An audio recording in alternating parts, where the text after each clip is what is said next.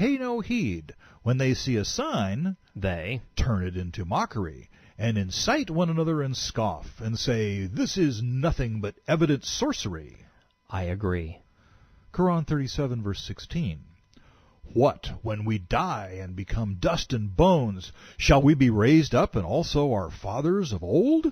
Say, Muhammad, yea, ye shall then be humiliated, ye in truth, and ye will be brought low. I suppose some Muslim scholar thought translating the Quran into Elizabethan English would make it sound religious. But lo, methinks it helpeth thee not. For your sake and mine, I will continue to edit most of the archaic language out of the text. I have also made a habit of correcting much of Allah's grammar, punctuation, verbosity, and oblique sentence structure. Quran 37, verse 19. Then will be a single cry, and behold, they will stare. They will say, Woe to us! This is the day of doom.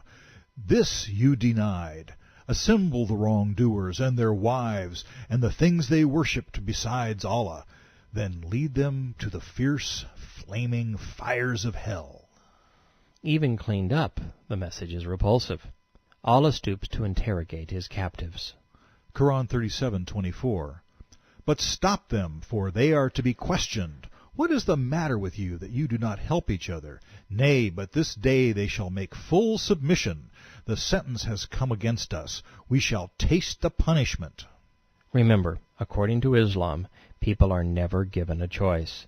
They are predestined at birth to perish in hell's fire. Thus, this questioning is for Allah's entertainment. Quran 37:33. Truly they will all share the penalty of doom. That is how we shall deal with the mujrimun, or non-Muslims. For when they were told that there is no Ilah, God, but Allah, they puffed themselves up with pride and were scornful. They said, What, shall we give up our gods for the sake of an insane, possessed poet? This was revealed so Muhammad could lash out at the Meccans. They called him insane for turning many idols into one god. They said he was a demon-possessed poet due to the hellish tone of his Quran. As you might expect, Allah didn't see it that way. Muhammad's alter ego had but one spokesman. If he faltered, Allah crumbled with him. Quran 37:37. Nay, he has come with the truth, and he confirms the message of the messengers before him. You shall indeed taste the grievous penalty of painful doom. Tease Muhammad and Allah will burn you. It's the Quran's never-ending taunt. Quran 37, verse 40. Save the chosen slaves of Allah. For them there is a known provision, fruits, delights. They will be honored in the gardens of pleasure, on thrones facing one another. Round them will be passed a cup of pure white wine, delicious to the drinkers, free from ghoul or hurt, or intoxication. Nor shall you be made mad or exhausted thereby. We've got thrones and Allah's special brew. Now all we need are the virgins. And with them will be female virgins, restraining their glances, desiring none but you, with big, beautiful eyes, as if they were sheltered eggs, preserved. If the martyrs get virgins, what do their victims get? Quran 37:54. He said, Would you like to look down? He looked down and saw him in the midst of the fire, in the depths of hell. He said, You nearly caused me to perish. Had it not been for my Lord, I would have been among those brought there. The suicide bomber said to the innocent children he had blown to pieces. Allah wanted the mass murderers to know. Quran 37:59. Except for your former death, you shall not be punished. This is the supreme triumph. For the likes of this let us strive. That is the better entertainment. Hell's torments sound a lot like what might have occurred around a desert campfire. Quran 37:63. For we have truly made it as a trial to torment the disbelievers. Zakum is a horrible thorn tree that grows in hell. The shoots of its fruit stalks are like the heads of devils. Truly they, non-Muslims, will eat it and fill their bellies with it. On top of that, they will be given a mixture of boiling water to drink, especially prepared. Then they shall be returned to the blazing fire. Allah, Islam's terrorist illah, proclaimed. We have finally arrived at the passage the hadith was trying to illuminate. We wanted to find out why Abraham said he was sick and why he was playing with idols. Quran 37:83. Surely among those who followed his way, Islam, was Abraham. He came to his Lord with a sound heart. He said to his father and to his folk, "What is that which you worship? Is it a falsehood? Gods beside Allah that you desire?" The Quran didn't define what his way was. The Quran is supposed to be the religion of Abraham, yet the Quran never explains what that might be. Quran 37:87.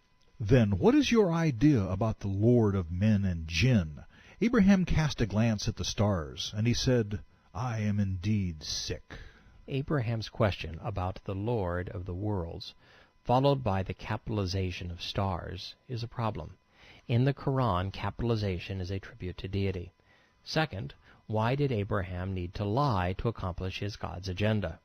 One of my translations actually alters the text by adding a parenthetical to obfuscate this problem.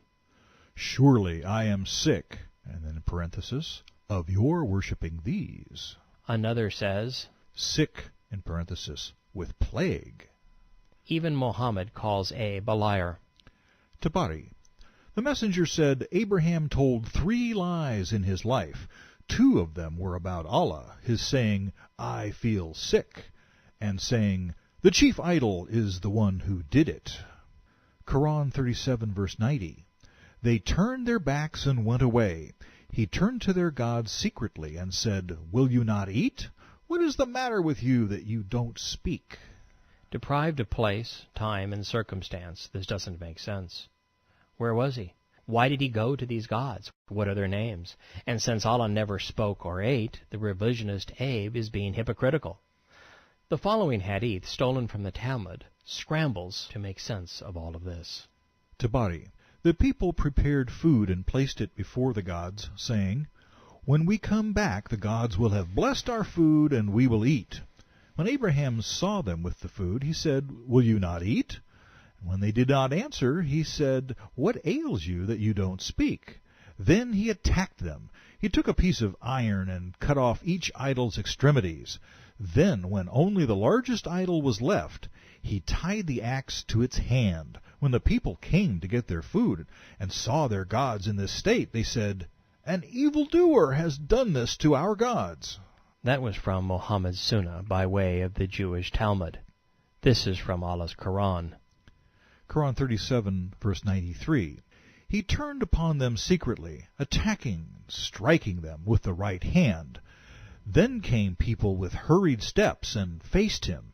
He said, "What, do you worship what you hew out? But Allah has created you and your handiwork." Let's turn to the salient portion of the 21st surah named The Prophets. to make certain we are looking at Islam's poison pill from all possible sides. Quran 21:51. We bestowed on Abraham correctness of conduct, and well were we acquainted with him.